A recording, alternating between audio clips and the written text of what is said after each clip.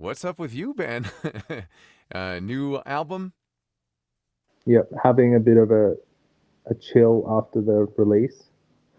Took a lot of work, a lot of time, so just kind of playing around with post album song ideas and things like that.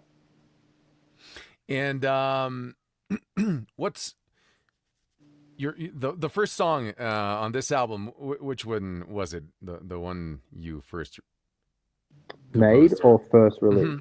Mm-hmm. Mm-hmm. First, Made. I think it might have actually been the first song on the album, um, potentially.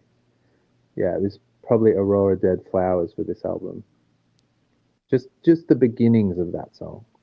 Yeah. How long did you have that melody in your head before it just became the final track? I think that song was kind of disturbing because it took almost 5 years from start to finish. Um, yeah, so we had like I just had the chords and I had the melody with the lyrics for the intro, and it was kind of like, okay, where do we take it from here? And then who sings it? Because there were so many different parts in the song. It was like a tough one to sing, and yeah, so it took around like the whole length of the album creation to figure out who was going to sing it and yeah, how it was going to get finished. And how Because did you pick? in the end, ended up going with a female vocalist from Australia called Alice Ivy, and we just went with her because she was able to do the lower and the higher parts the best as a combination. Yeah, so it was hard to find anyone that could do both. And how do you do it? Like a casting, or how do you? No, not at all. You just kind of work with a lot of like Australia is very collaborative. I think America is too, but yeah, Australia, just everyone's willing to jump in a session and play around, and we did probably like 15 different worked with 15 different people on the across the album, and I just went in to see her once. I followed her on Instagram. I liked her stuff, and um, yeah, and we just started speaking, and then I was showing her stuff, and I was like, she just started kind of doing the vocal, and I was like, why don't you try to sing it? Mm. Yeah. Nice. What's the one song you've written that still surprises you when you hear it? Hmm.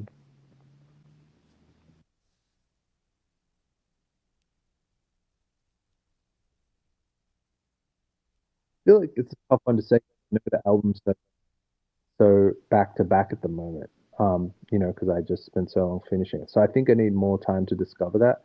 From the old albums, um,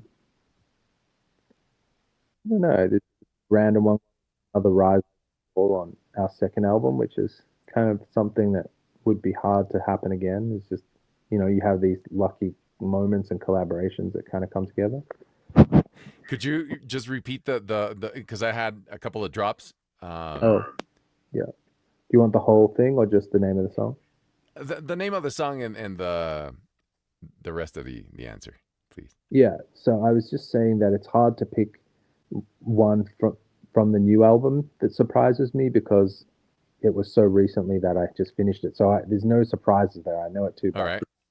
But from the old albums, it would be this song called "Another Rise, Another Fall," Mm. which is just a very kind of unique little one that we made with Aaron, Josh, and me back in the day when we worked together on everything or on the few songs. So yeah, it's just something that couldn't happen again and happened in that moment.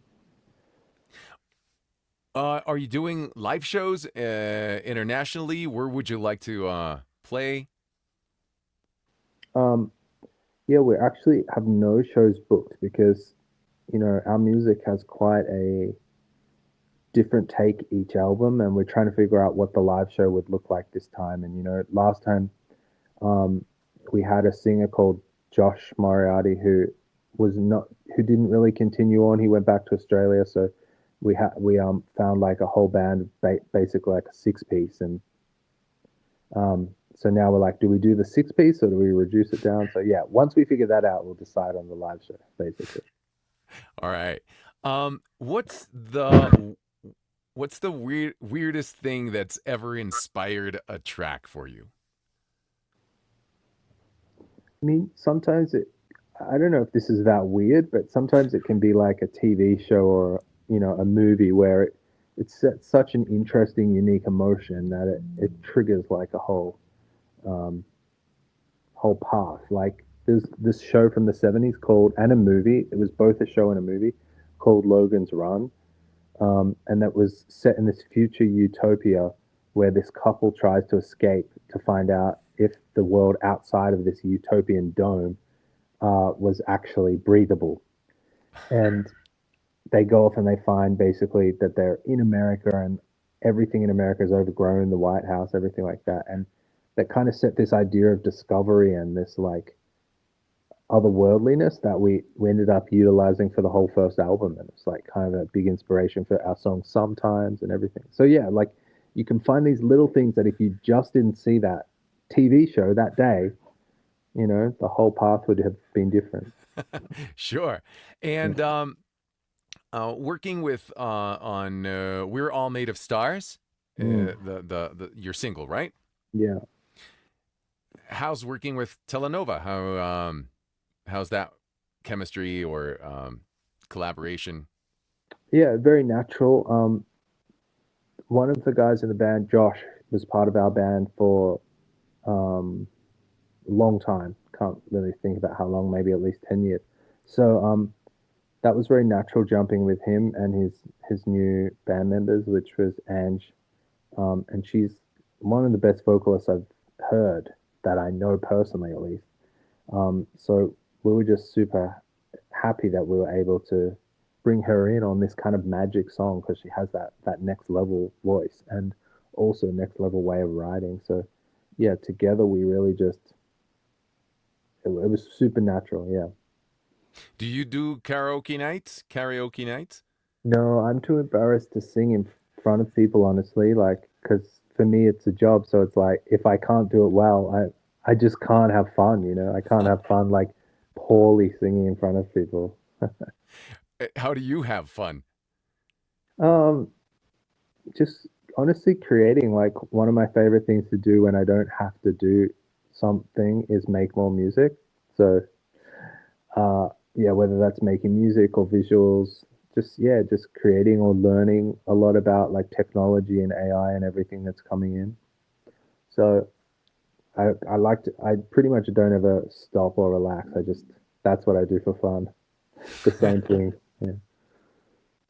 Now that you've touched the subject, what's your take on AI and hmm and music and like the future of? Yeah. So I seem to have a unique take on it. Not super unique, but there's not many people that I find that support it. And maybe I'm missing something, but to me, it seems like the way that a lot of people talk about it in an anti way is they don't really understand how it works or how it can be used as a tool. They see it as like a replacement. And I think like this has always been the case with new technologies. Understandably, it's a little different, but like, when drum machines came in, when digital cameras came in, when Photoshop came in, everyone thought it would replace the good medium that already existed, but it never does. It just becomes an alternative way of creating. So, uh, I understand why like graphic designers or artists would be scared that they just wouldn't be needed in some aspects anymore. But when it comes to music, it kind of works a little differently. Um, you can like use AI to kind of expand your ideas essentially, or to create things that never existed and give you essentially a new idea, a new way to explore a song. So like uploading a piece of a song, it expanding on a song, and you go, oh, I would have never thought of doing that. And it's just like you're still the artist, right? You're still creating as an artist. So whether you do that with another person, or whether you do that with a splice sample, or whether you do that with a sample created from AI, I think ultimately that's a very similar thing. It's you taking outside influence and piecing things together to create something. So I think it will become pretty normal to be using those things. And, we just are dealing with a lot of resistance. And then, of course, what happens is a new generation of people don't have that resistance. They just grow up using it. So it's kind of just an awkward phase. I mean, people aren't going to stop it. So I don't understand what the goal is besides seemingly just kind of being haters on it. I think like artists can still do everything they've always done the same way. You know, this isn't taking over. It's a choice that as a creator you can experiment with. You know, Of course. and you should be allowed to experiment with different technologies and mediums. I mean, that's how we have. How can anyone say like you're not, I demand you're not allowed to experiment with that one particular medium? You know, it just seems. I Yeah. believe that since AI is based on everything that has been made, Hmm. like before, every suggestion comes from what AI has been nurtured with, and Yeah. it's always somebody else's work. So whatever it suggests, it's kind of ripping off the ideas of other artists because it's Well, not generating ideas. It's just using the data it's been fed. So no, but see, that's the most um, mhm. common stance. But for me, I'm confused about that because it doesn't actually rip off things. It's the same as me listening to a lot of music and then creating something. It does actually create from scratch. You know, when you generate an image, it's not going and looking for a specific thing that it's learned and just replicating that. It's creating something new from everything that it's I've learned. You know I, what I I, mean? yeah, I know what you mean, and I have one example Hmm. of this. There's a screenwriter who has done like I don't remember the show, but it's like 8 seasons, and let's just suppose it's Starsky and Hutch. No, so he asked the AI to do like detective series, no, blah blah blah blah blah, and it came up with exactly is the a lot of things he did, and that's where he felt like ripped off. Like that's my idea. I did that on the show. I did la la la la la. So Mm. those kind of things. And the other thing would be imagine you're invited. I don't know if you do it, right? But imagine if you're invited to do like the next Marvel soundtrack. Hmm. And they say, all right, thank you, Ben. Now we own everything you did, your voice, your ideas. So we won't pay you any more in the future, and we're gonna use everything you did for our next projects. So that would be kind of the posture for other artists, no, I voice think, artists. yeah, I think it depends on number one, the format. Like, you know, we're talking about large language models, we're talking about music generation, image generation, and soon, you know, good quality video. So it really depends on how it's being used in the medium. Like what you're telling me just then about the Marvel thing would be them signing a contract saying, I give them my likeliness and my sound to use in the future, which is separate necessarily to the AI. Like, um, you know, when I talk about AI, I talk about people using it on a one-to-one personal level at home. You know, for example, like all my music is in the data set of the music creation AI. So, am I now going? Do I feel ripped off? No, I don't feel ripped off because somebody is. You're not going to be able to make my song from using music AI. Like I completely promise that. Like, I understand. um, and so could you make something that has a similar emotion and something, yeah, that has really bad, shitty lyrics that the AI made? Absolutely. Um, but that's still, again, it's just not going to be the same thing. And so I'm never like advocating for people to use it in a way that like Mhm. just replaces other people or steals from other people. But you know, couldn't you say with music, for example, say you generated a short piece of 30 seconds, who, how could you say that that ripped anyone off if there is no song that it's ripped off, if it doesn't sound like any song, Mhm. if it doesn't have a lyric? Would you say that that has still ripped somebody off because the AI had previously heard some things, or you know what I mean? I know what you mean, and it's really interesting because it's like in its first stages, so we do not know in the future what will happen.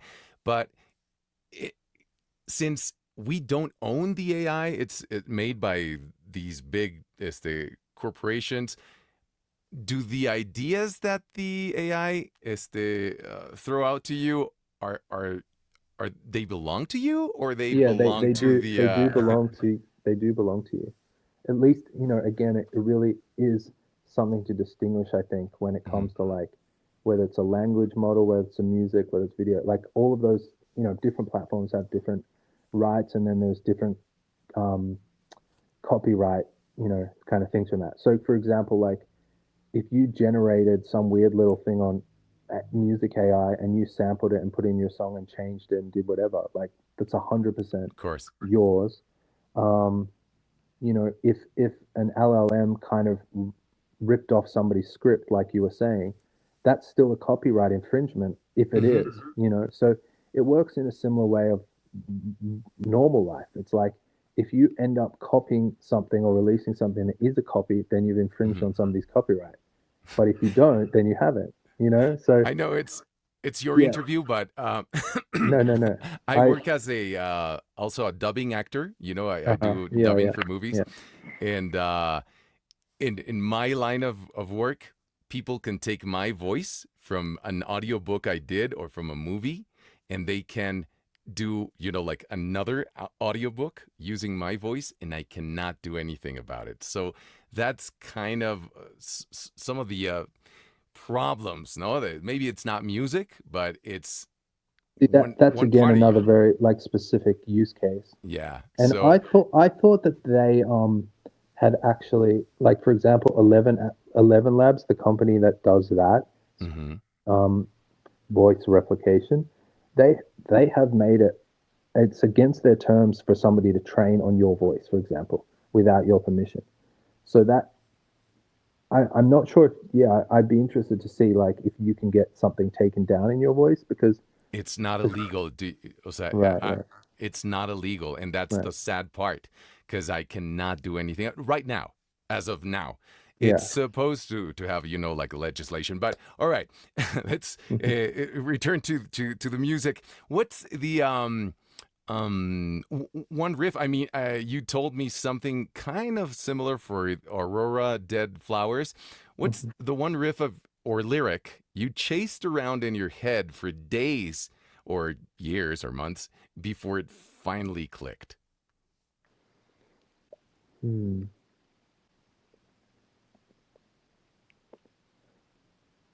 Let me just go through the songs. I mean, that the first one we talked about was definitely one Hmm. where we were, some people had pointed out that it sounded melodically similar or something to this song California. You know that song California? Okay. California. No, wait. Yeah, I think it's something like that. There's a Here line we where it's go. yeah, but there's a line something about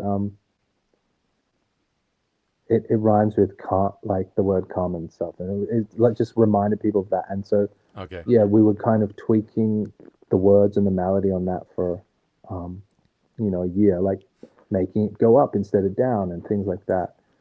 But everything else on the album was fairly, we just made it and kind of locked in. The song Together was a super interesting one where it was just like we collaged that from like five different people laid ideas down, and we took pieces and we made a collage to make Wow. the song. But that was a tough one. That's not an ideal scenario to do because it is quite messy to be using five different people and different voices and try to make it work. But yeah, there's things like that. Nice. What's the most recurring melody that pops into your head, like since you were a kid, that you catch yourself singing or just humming? If we were to go like super super long term, something that always pops up when I'm like playing with chords and I'm like, oh, not this again, is well, in a good way. I like it. It was Imagine by John Lennon. It Wow. just like captures that really emotional feeling with those chords and that vocal. And I think like anytime I hit chords that sound similar, I'm like slightly coming back to that a bit. Yeah. Is an Yeah. commercial jingle or something that catches you by surprise? Is there one? Is there Um, one like just pops right in? no. No. Do you have one? Yeah, a lot. But yeah, it's just I think now because we don't watch like much TV, we don't see much ads. It's all just like Netflix, right?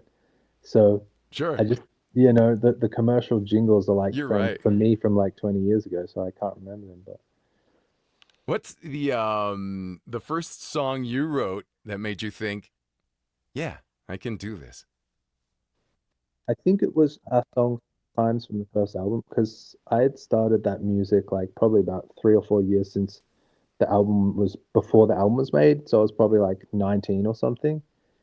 And I just felt that emotional connection to the song, and I was like, okay, this is going to be good. And we started playing it in the live show before it was finished, and people had this reaction to it, which has just like never really happened in my career since. Where one, you have to have the guts to kind of put a song that's unreleased into your live show, and two, you see that reaction. It's just a combination of things that doesn't happen that often.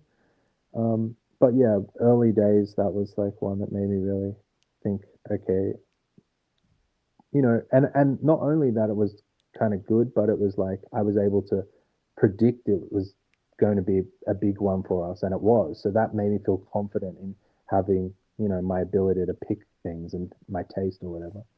Wow, such a great feeling. I believe, no. Yeah. And in your ¿cómo se llama? In your like Instagram or social media, social, sí, no, social media. Este, have you been surprised by some artist who commented or liked your music and just freaked you out? I mean, different people through the years have said things that surprised me, like I met like Flume in like 8 maybe 9 years ago, like 2015. I met Flume, and it turns out that back in the MySpace days, he had written to me to show me his new music, before he was someone. And then like I met the guys from Rufus. That was a long time as well, like probably like 2017 or something. And then they had been like, "Oh, your first album was such a big influence." So like little things like that happens where you meet somebody and it turns out they were young at the point when your album came out, and that there was an influence on them. And it just, yeah, that always feels amazing. Yeah, there's a couple of other Australian acts as well that have just reached out over time, and I didn't expect them to like. Wow. Ben, thank you very much. You're super generous with your time, and I wish you all the best. And I hope you're coming to Mexico for vacation, but Well, we're to trying to line play. up a time to come and do some signings and meet and greet just around the new album, and then, yeah, but we obviously need to come and play a show. We love Mexico. It's definitely our biggest crowd, so we're waiting to come and see you guys more than anywhere. All right. Do you have like some month or time frame for that? No, we don't. Somebody in the band, let's not say who, is having a baby, so we have to work around that. All Um, right. but yeah, hopefully this year. Otherwise, as soon as possible. Great. Thanks, Ben. Thank you Thank very you. much. Thank you. Bye. Bye.